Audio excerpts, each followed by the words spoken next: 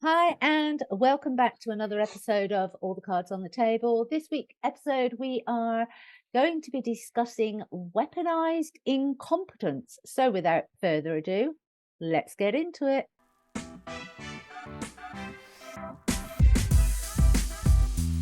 Hello, everyone. You're listening to All Cards on the Table podcast with Claire and Sylvia, a show that talks about how men and women aren't so different from each other. We just don't speak the same language.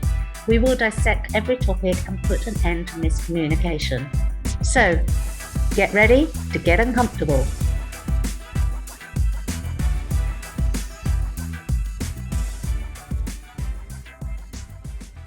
Hi and welcome back. I'm Claire Attio. Hi everyone, this is Sylvia Yajaira. And this week we are going to be discussing weaponized incompetence. And I know a lot of you out there will be going, what's that? And so we really want to unpack that. We want to unpack the dynamics within a relationship and what weaponized incompetence actually is, so you can start to recognize it if it's going on in your relationship. And the likelihood is it will be. Yeah, absolutely. When I first heard that term, I was just the same. I was like, oh my God, he's doing that. Like my husband does that sometimes.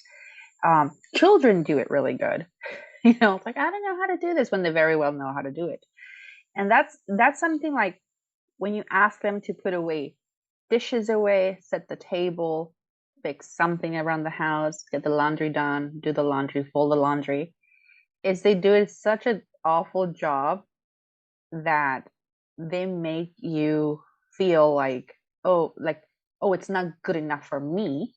And so they make you believe like you're the crazy person that you have to have everything right. But what they do is they just intentionally but unaware make it awful work on it, that they look incompetent basically. And they realize that if they do a bad job at it, you're not going to ask them anymore to do it. Well, it's interesting. Obviously, when you Yeah. first said about the term, I was like, oh, what's that? I had two brothers growing up, and we all had chores within the house. But I do know that both of my brothers intentionally did such a terrible job or created such a ruckus doing it that my mother would basically, they were intentionally pressing her buttons. They knew her vulnerabilities, and to get out of what they didn't want to do, they would press the buttons of her vulnerabilities so that they wouldn't have to do it. The job was really bad. And inevitably, because obviously we had all those jobs, and the household workload was shared out between the whole family. But what would happen, and what caused a huge amount of animosity when I was younger, was that I've got a sister as well, so we were two girls, two boys, and the boys would create, and they would press the buttons, and they would be doing these things to get out of what they didn't want to do. And what would happen is mum would actually then give it to us to do. She would give it to myself and my sister. Yeah. And so instantly, and of course it's only discussing this with you, I'm kind of thinking, so there was a battle of the sexes going on, and starting and formulating, and foundations being built at a very young age. Exactly. And I have two brothers myself as well, and exactly the same thing. They don't do anything because they were so awful that my mom would just rather do it herself. And I was not given that choice, because it's like, what she told me is like, they don't know how to do anything. Come on, let me show you how it's done, so you don't have to do it. At that moment, I just thought like, oh my God, they're like imbeciles. They don't know anything. They're men. We gotta do it right. Mm-hmm. And she was teaching me those things just like your mom taught you, like you have to do it the right way. Mm-hmm. And so it's already preconditioned, and so we don't see it as like they're doing it on purpose. We just believe they cannot do it, until I came across this scenario where I had asked my son to set the table, right? And he did. He did it, but not like to what I expect. And I was about to like fix it, and I was just like, no, turn around and do it like mommy does it. And he was like, ugh. So he went back and did it right. So he intentionally did So it incorrect. he intentionally just did like what we call like half-ass job, right? Mhm. So now I have this term, go fix it like mommy would. Go do it like mommy would do it, you know? And so that I know they're capable of doing this, but I didn't know at that moment that that was leading on to that until I came across a article on Psychology Today about weaponized incompetence. And I was just like, oh my goodness, there's a term for this. Has been studied. So I was reading it and I was just like looking back at my life and everything that I've done. And I'm like, have we been fooled that we thought that they're not capable of doing, so we Mhm. do it? Mhm. And are they being taught to just do a half-ass job because it's not their job? And I tested it this past week and I was, but this is before I read the article when I had my son. So then I tested it when I was on a trip. And normally I would put everything together, I would fix everything together. But this time I gave everyone lists. So when we got to the hotel, I was like, all right, everyone need this. Oh, I forgot this. It was in your list. I'm like, I guess you're not gonna have that. And normally it was like, okay, let's go buy it. We need that. Da, da, da. Oh well. So my husband also was like, well, he felt like he was doing double the work. He's like, I'm doing too much. And I'm like, no, I'm just holding you accountable now because you're not going to get away with all of this when I'm doing half the work. Here's the bags of groceries, put them away. But, I'm like, no, put them away. I'm sure you're capable of putting cheese in the refrigerator. So and I just got thinking about that. I was like, oh my goodness, we have for generations and generations been taught that we're the ones that need to pick up the slack. Mhm. We're the ones that have to fix the bed properly. We're the ones that have to fold laundry properly. We're like, we haven't taught them well enough, our children. Our spouses were not taught by their parents properly. And it's not the case. No, it's not the case. It's not the case. I mean, you do need to kind of be careful because obviously people that are still working on their control issues. So the way that they do it doesn't have to be the way that you would do it. And that's where you need to learn to step back, because that's when you're trying to control the environment because there's something going on within you. But so that's a whole different issue. That's not what we're talking about here. What we're talking about is actually giving everybody within the family their chores and having a certain level that is expected by the whole family, not just mum. I mean, I know you've got your phrase, do it like mummy does it. Yeah. But that is the expectation of the whole family. It's not just your expectation. No, and when I say like mommy does it, and I only do that. It's sometimes when they're looking for things, I always go, look like a woman, not like a man, because men tend to look in the surface and not dig. Women dig and they find. So I have my little phrases, but that's for my family and my family function. So every family is different. So find one that fits for you, and maybe it might not be the wife, it could be the husband that has to be like, look, fixing the things, and the wife is the one that's slacking off or not picking up. So whatever the dynamics are in your household, or what's you need to look into, are you picking up the slack for somebody else? And that's what I realized, that's what I was doing, and I felt tired. And what it does to you is that you almost grow resentment, anger, frustration. You're stressed out because you feel like they're not putting their work that you're putting in, or they're not doing it to the best of their abilities that that they can. Well, I think it's bringing up that level of self-love and self-care that women of old, and we're talking about women because women, I mean, this can happen to men as well. As Sylvia said, it depends on who's being the main caregiver, but that's still primarily women. So women of old have been the primary caregivers, and so that lack of self-care has been lacking.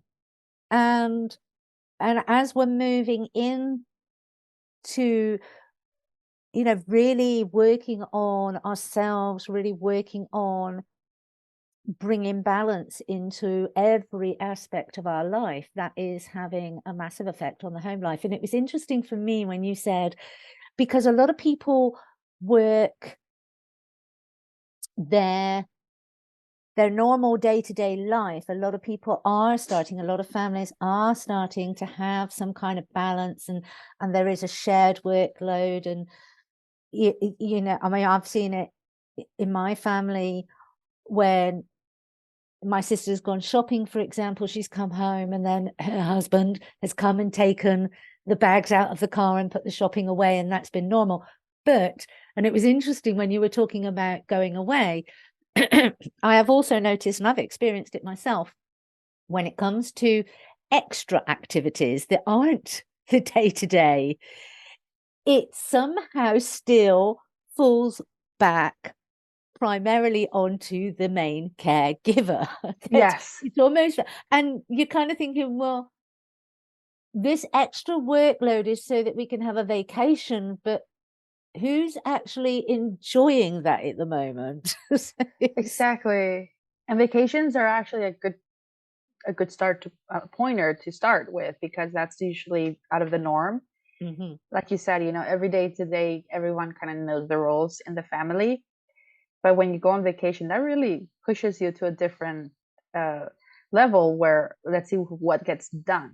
And yeah, you're right. It still falls mostly on the caregiver, from trying to coordinate schedules, booking hotels, and making sure that everyone has packed the right things, and no medication is left behind, and all this stuff.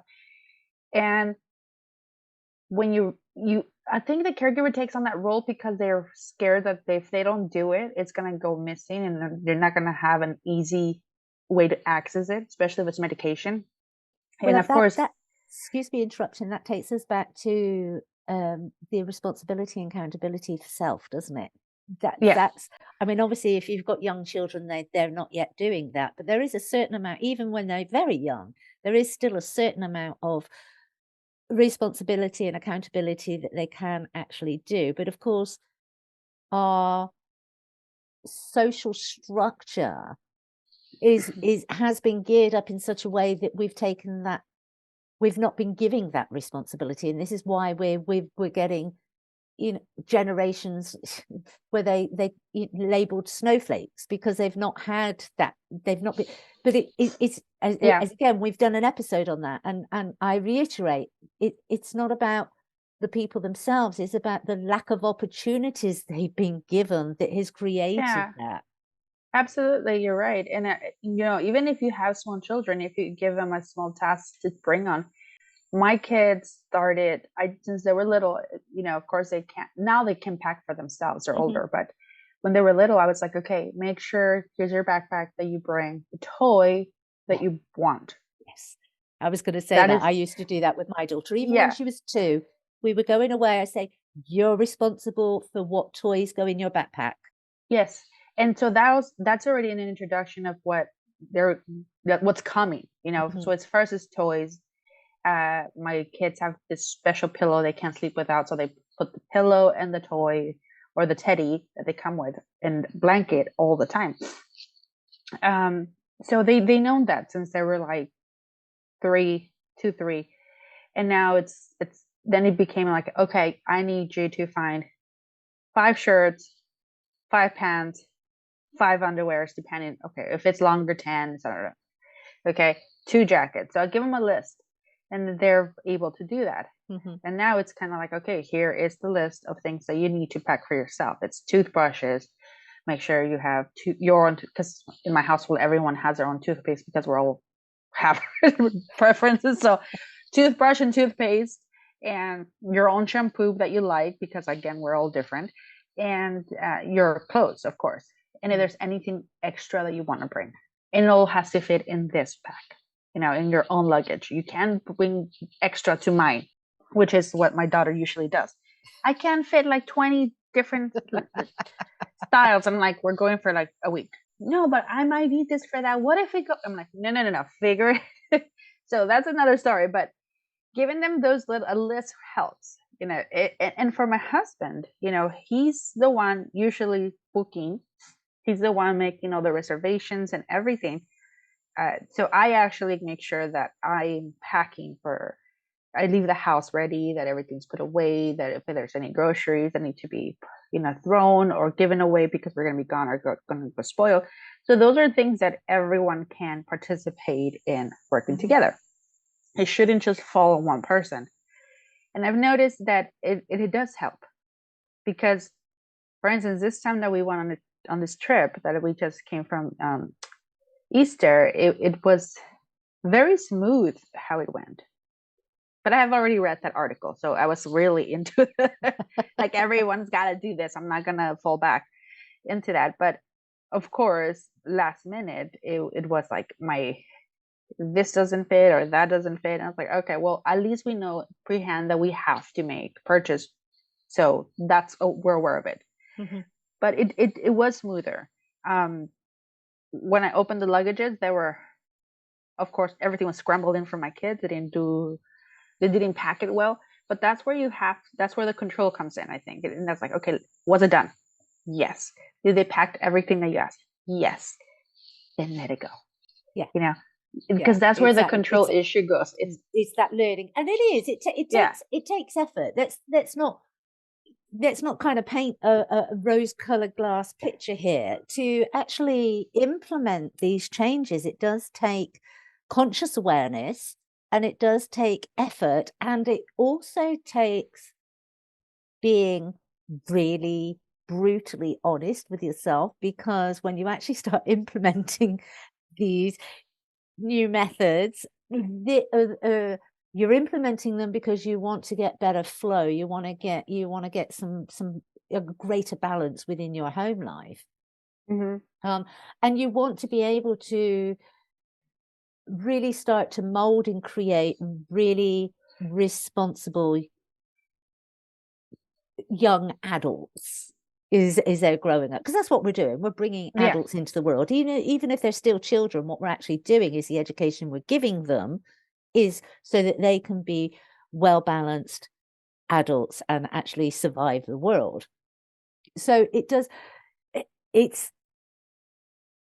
interesting. And I know when I've implemented, I like you, Sylvia, I didn't know it had a psychological name, but it's interesting because it allowed me to observe some of my behaviors that needed modification.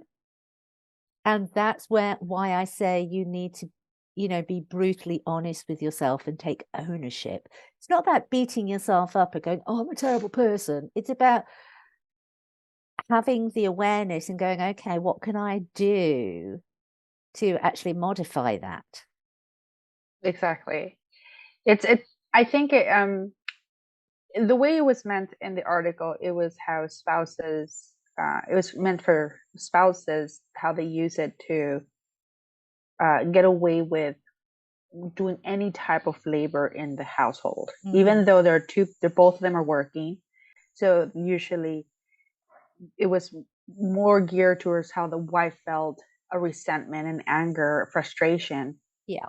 If that she still had to work and still had to come home and make dinner and still had to put the kids to sleep or walk the dog or clean the house and do laundry, while the husband would come home who also worked and didn't feel the need to, and when he was asked to do it, it was like, a chore that he was like a teenager, protesting against it, and therefore it caused some problems there. And so it's excuse me interjecting, it's like a child having a tantrum, isn't it? That's exactly. when women kind of look at their husbands and start to think, Yes, I've got 3 children instead of 2. exactly. And so and then becomes to that point where like, well, if I'm doing all the work, what's the point of being married? Mm-hmm. I'm working, I come home, I take care of the kids, I go to their activities, I do all the shopping, I do all the cooking, I do all the cleaning. And so you start having that resentment. And of course, that also leads to the husband feeling not wanted, not being part of the family, and sometimes they go looking elsewhere. Mm-hmm. Which is those are the extremes, so that you guys can see that if that's happening in your household, stop and look at what's happening. Okay, because we're not doing it intentionally, and sometimes they're not doing it intentionally, Mm-hmm. and we are actually just causing more problems without realizing we're causing the problems. But if we stop and realize, hey, we're doing this, and realize that, wait a second, we need to divide the chores, and I'm not your mother, and I'm not gonna do the laundry, and I'll do it if you want some clean clothes or Mm-hmm. shirts. Going at it, and if they do it and they do a bad job, oh well, they're Do you know, it's, yeah, I mean, it's almost like, I think the main caregiver has to really kind of pull up their big girl or big boy pants and just step back, because the first few times it will be done incorrectly. Maybe even the first 6 times it will be done incorrectly. But if you've been used to a level of order within your domestic life, whether you've done it or not, you've got used to that level of disorder, and then it stops, and you're intentionally not, it's stopped because you're intentionally not doing what you know needs to be done. Eventually you will start to do it because it's beneficial to you, because you have become accustomed to that level of order. But obviously it does take time. It does take the person that's been the doer within the dynamics to step back, and not just step back once, step back for as many times as it takes. And that is where a lot of people fall down, because they don't have the patience. They don't give themselves sufficient time. They give up on on the changes that they're trying to create too quickly. Yeah, absolutely. They want immediate change, but it also goes, we can also add to that is how you ask for things, how you're asking them to do something. Because I've seen it, and I've actually had it for myself. It's like, if my husband likes to do the breakfast in the morning for the kids, and we have a small kitchen, so not everyone can fit in there. So there's 2 of us. It's kind of like, move over here, I'm trying to get that. So usually, if whoever does the breakfast in the morning, is there in the kitchen. But he said something to me in a way that it felt like my father was saying, and I don't think he realized that he was doing that, and it would irk me, because I'm like, of course I'm going to feed my children. What makes you think I wouldn't do that? But so, and that's when I realized that something like most men go, she's always nagging me to do something. She's always telling me to do something. And that kind of clicked for me, because I was like, oh, it's the way we ask.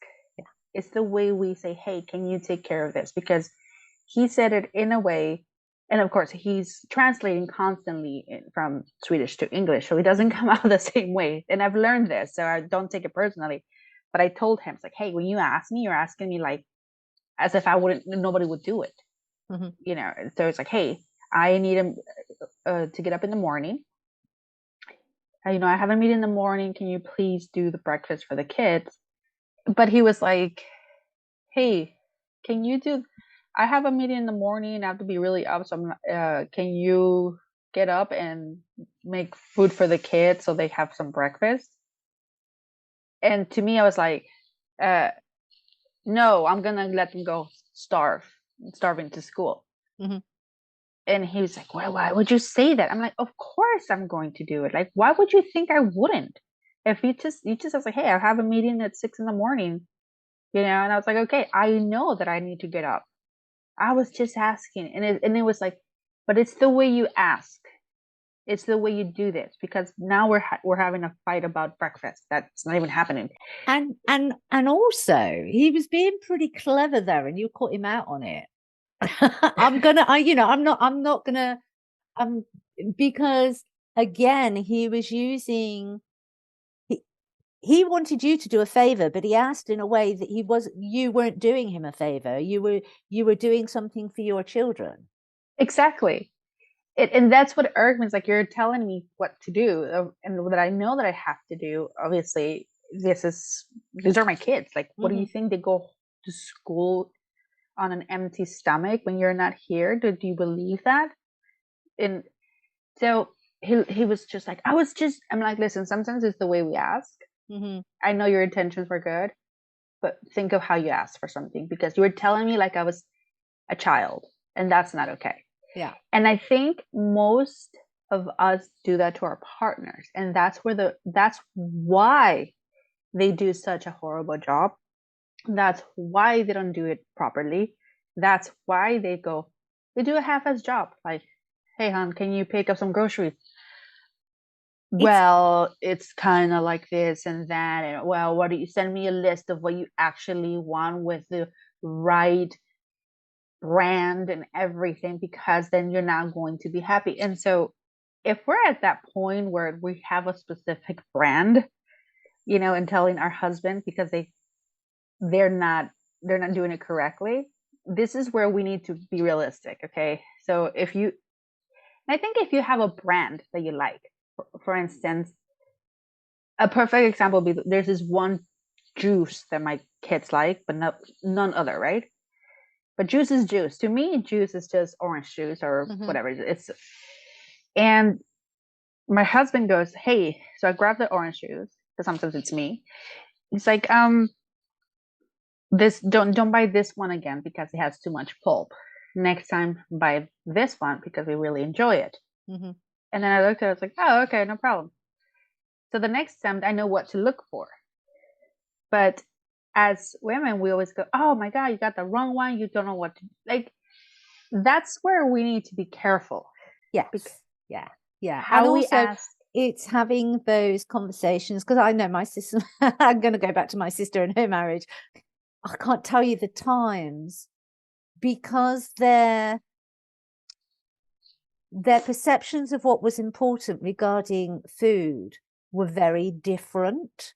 And so if her husband did the shopping, and actually it's interesting because I've noticed my niece is now in a long-term relationship, and I've noticed I listen to conversations. She comes round to her mother and she's like, oh, and I'm going to go and do the shopping, and I say, can't your partner go and do that? And she's like, oh, he won't buy anything correctly.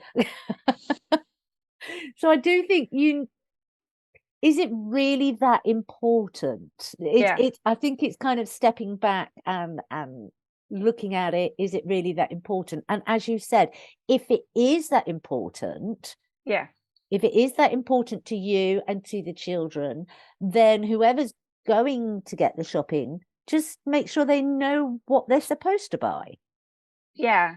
And tell them why, because you're not just being picky, like, oh, I picked the right brands. It's like, hey, this brand we use this one because X, Y, and Z.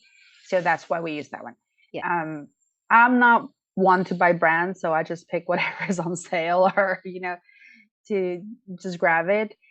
But I know there are people who are very specific on what type of coffee and tea and sugar and the vegetables that have to be a certain way. I mean, so if that's important to you and you feel that you're taking too much on and you're feeling frustrated, explain why you're doing it. Explain like, this is why I grabbed this particular brand. This is why I look for this particular vegetable, and what I'm looking in vegetables or oranges or fruits, whatever, or meat, so that they're aware of it and expect mistakes. Expect that it's also, going to happen. The other boot on the other foot is, if you're the person that's now doing the shopping and it's not important to you, or you have other ideas, then express that as well and find a middle ground. It's about the communication. It's not, and I think we've said this time and time again, what we're trying to do is really open up those channels of healthy communication, rather than this ping pong. You said this, so I say that. So you said this, so I'll say that. It's not, your relationship is, I've known people that have been married 40 years, 40, 50 years, and the majority of the time, happily so. But that whole 50 years has been ping pong. Yeah. And if they'd actually just kind of stepped back and opened up those levels of communication just that little bit more, that marriage could have gone from happy, which it was, to blissful. Yes. And I think this is what we're trying to say here. It's give a little bit more thought and understanding to what's going on in your relationship. Yeah. And I mean, if you notice those that you are having weaponized incompetence in your relationship, first thing to do is put yourself in a situation where, like, okay, I'm seeing it. I'm seeing the patterns, but am I creating those problems for myself? And that's when you have to realize that by you picking up the slack, you are creating your own stress. They're only doing it that way so they can get out of it. And by you fixing it, you're giving them that getaway. So let them feel like, okay, laundry's not done or folded properly. Was it done? Yes. Get it over with. It's going to irk you. It's going to have an impact on you personally in the beginning, because you're going to feel like you're out of control, especially if you like things in order. But eventually the dust will settle and things will go more smoothly. Yeah. Because you have recognized that you're taking on too much on you, and therefore you are starting to stress out. You are starting to blame. You're starting to be the only parent in the relationship, and you need to just back up. Just back up and back off everything and let things be for a little bit, even if it's not to perfection or to your standards. But just back up and see what happens. Yeah. So that the balance can restore itself. And I think that is a beautiful place to end this. So that is bye-bye from me. And me. And as always, don't forget to subscribe and like and share. Until the next time. Thank you for listening to today's episode. If you haven't already subscribed, please do so, and please leave a review, as it helps us grow and bridge the gap between the sexes. If you have any topics you would like us to cover, shoot us an email. Until next time, go out and practice putting all your cards on the table with no judgment, expectations, and fear.